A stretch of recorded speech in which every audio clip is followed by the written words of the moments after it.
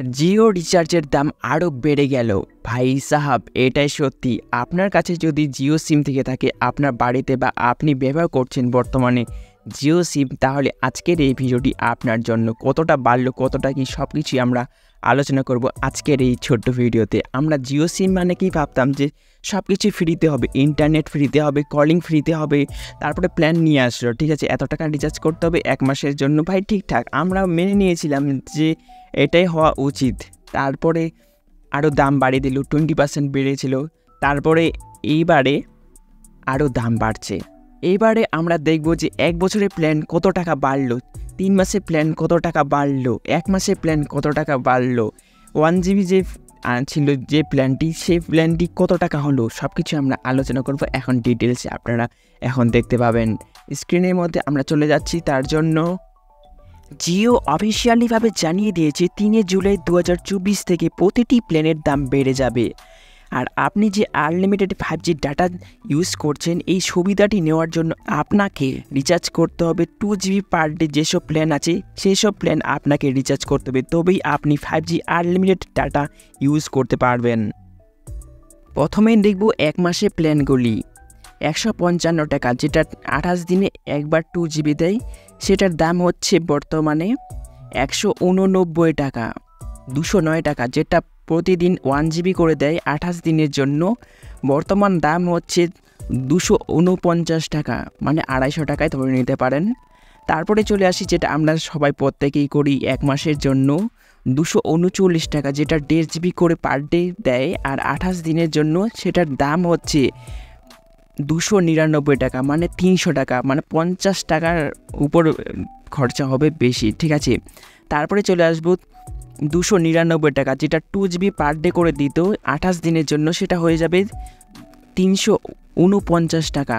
আর যেটা 349 টাকা 2.5 জিবি করে দিত 28 দিনের জন্য, সেটি হয়ে গেল 400 টাকা, অর্থাৎ 399 টাকা। আর যেটা 399 টাকা ছিল 3 জিবি করে 28 দিনের জন্য, সেটি হয়ে গেল 449 টাকা, মানে 450 টাকা।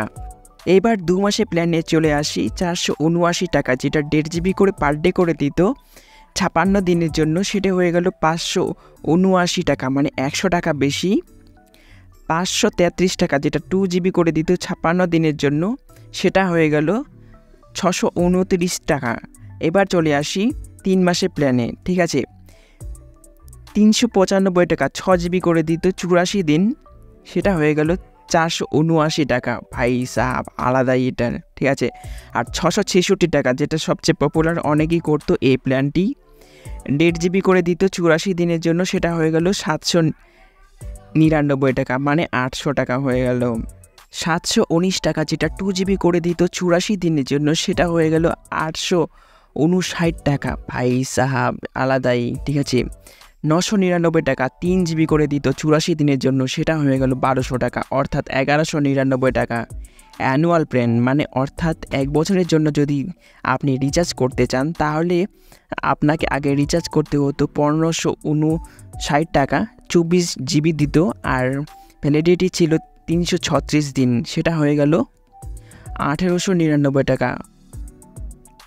আরেকটি যে প্ল্যান আছে যেটা সবচেয়ে বেশি পপুলার, 2999 টাকা, যেটা 2.5 জিবি করে দিত পার ডে 365 দিনের জন্য, সেটা হয়ে গেল 3600 টাকা, অর্থাৎ 3599 টাকা। 15 টাকায় 1 জিবি যেটা ছিল, সেটা হয়ে গেল 19 টাকা। 25 টাকায় যেটা 2 জিবি ছিল, সেটা হয়ে গেল 29 টাকা। 61 টাকা যেটা ছিল 6 জিবি, সেটা হয়ে গেল 69 টাকা। পোস্টপেডের জন্য 299 টাকায় 30 জিবি ছিল, সেটা হয়ে গেল 349 টাকা। 399 টাকা 75 জিবি, সেটা হয়ে গেল 449 টাকা।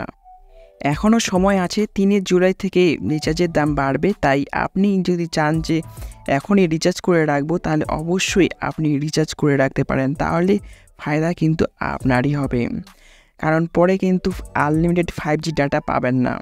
আর সেই ডাটা যদি নিতে চান আনলিমিটেড, তাহলে আপনাকে 2 জিবি পার ডে যেগুলি রিচার্জ আছে সেগুলি আপনাকে রিচার্জ করতে হবে, তার জন্য আপনার খরচাও বেশি হবে।